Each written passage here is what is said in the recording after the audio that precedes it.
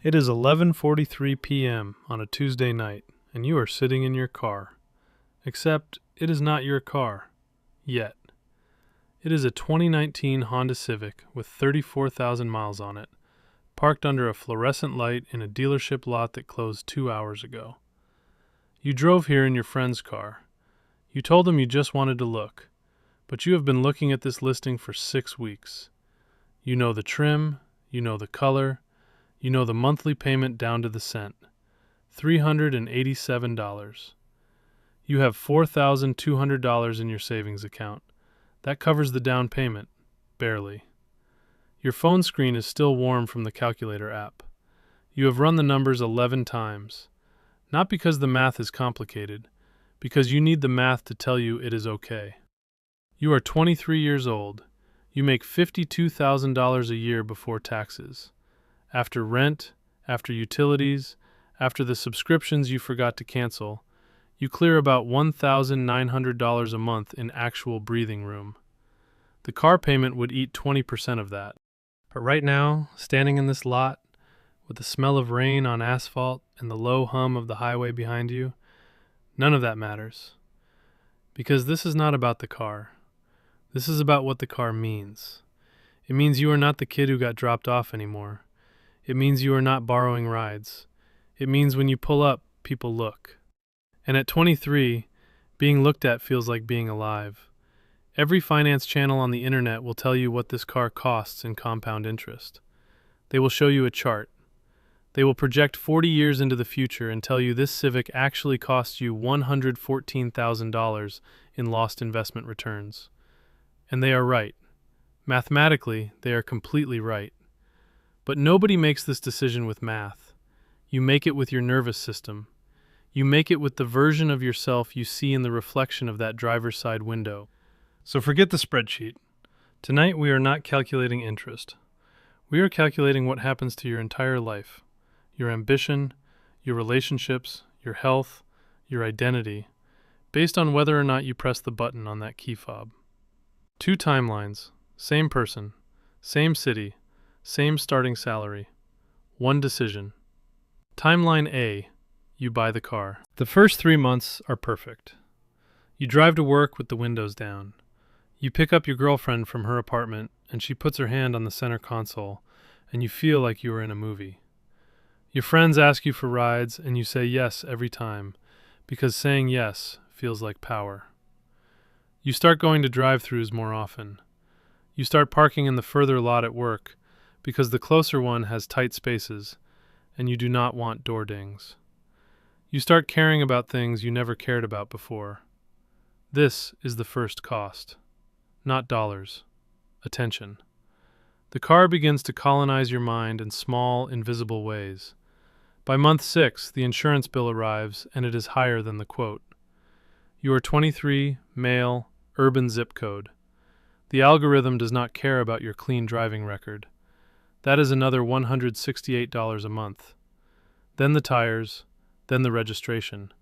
Then the parking ticket you got because you stayed too long at a friend's place and forgot to move it for street cleaning. None of these are catastrophic. All of them are erosive. Your savings account, which was already thin, stops growing. It does not shrink dramatically, it just flatlines. And a flatline savings account at 23 is a slow-moving emergency that does not feel like an emergency until it is. You are 26 now. You have been at your job for 3 years. You are competent. You are reliable. You are also quietly miserable. There is an idea that has been living in the back of your skull for 8 months. A software tool. A workflow product.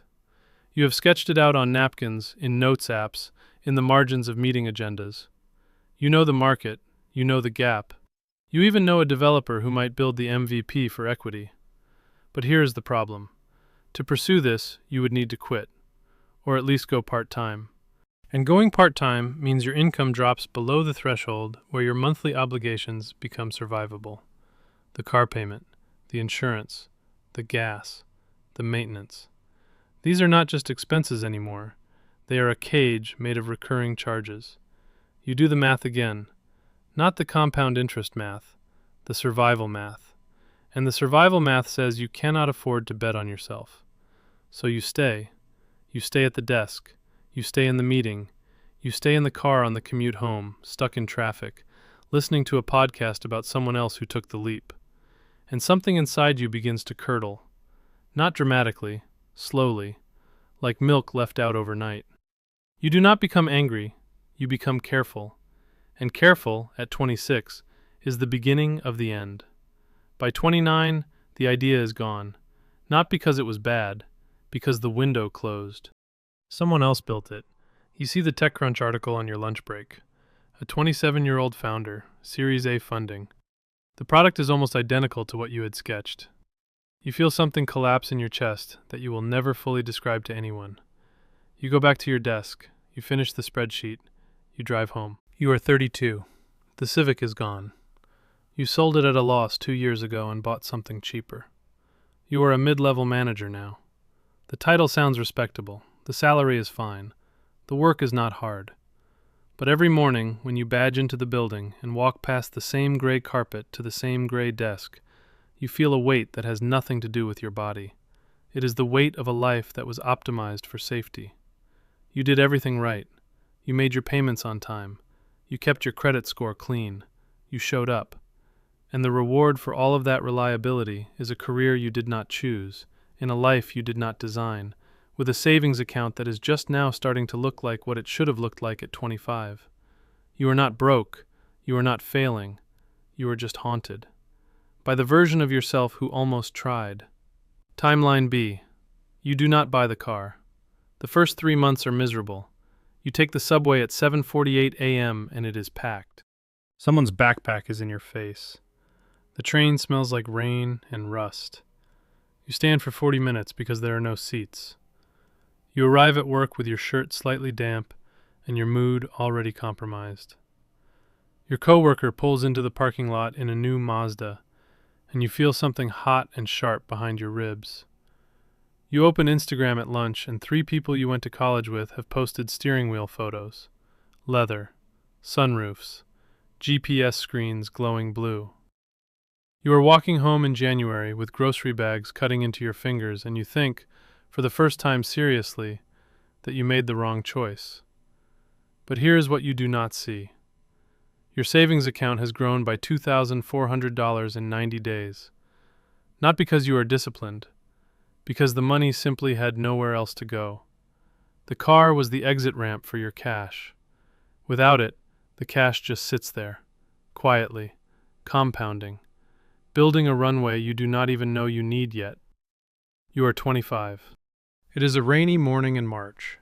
You miss your usual bus by 40 seconds. You see it pull away as you round the corner, and you stand there, wet, furious, and late. You take a different subway line. You have never taken this route before. The car is half empty. You sit down across from a guy about your age reading a book on product design. You are reading the same book. You almost do not say anything, but you do. His name is Marcus. He is a developer. He has been working on a side project for 6 months, a workflow tool, a software product.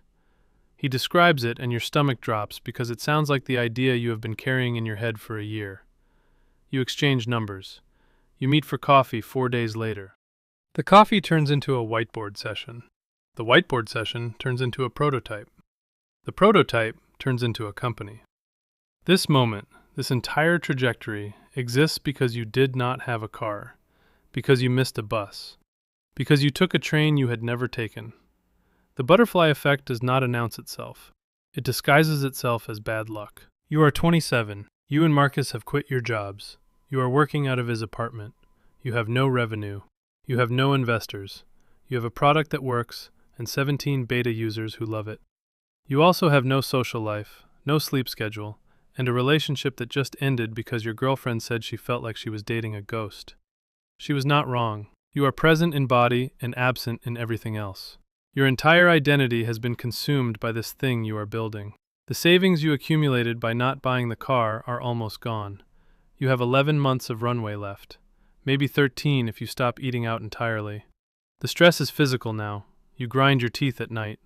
You wake up at 4 a.m. with your heart racing, not from a nightmare, but from a revenue projection that does not work. This is the cost of the other timeline. Not dollars, yourself. You are 30. The company has taken off. You have 22 employees. You have raised a Series A. Your net worth on paper is something you do not say out loud because it feels fake. You bought your mom a car. You moved into an apartment with a view. You fly business class. But you also have not taken a vacation in 3 years. You have not had a relationship that lasted longer than 4 months. You have a therapist you see every Tuesday who once told you that you have the emotional availability of a closed door, and you laughed, and then you did not sleep that night because you knew she was right. You are 35. You could buy any car on the planet. Cash, no financing, no monthly payment. You could walk into any dealership in the country and drive out the same night. But you are sitting in a therapist's office on a Wednesday afternoon, and you are not talking about cars. You are talking about the fact that you do not know how to be a person outside of work. That you built something extraordinary and lost something ordinary in the process. The ability to sit still. The ability to trust someone without calculating their motive. The ability to enjoy a Tuesday night without optimizing it. You won the timeline. And the prize is a version of yourself you do not fully recognize.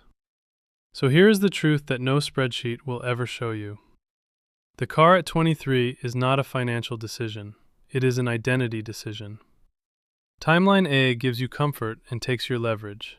You stay safe. You stay employed. You stay haunted. Timeline B gives you leverage and takes your comfort. You build something. You lose yourself. You sit in a therapist's office at 35 wondering if the trade was worth it. Neither path is clean. Neither path is free. The car does not just cost money. It costs futures. And not buying the car does not save you. It spends you differently.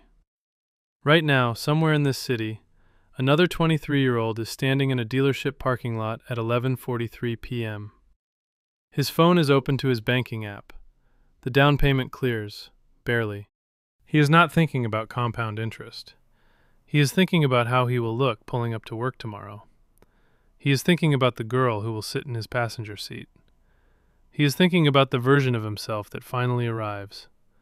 He does not know that he is standing at a fork in his entire existence. He does not know that both paths cost everything. He just knows the key fob is in his hand and the car is right there. Which button would you press?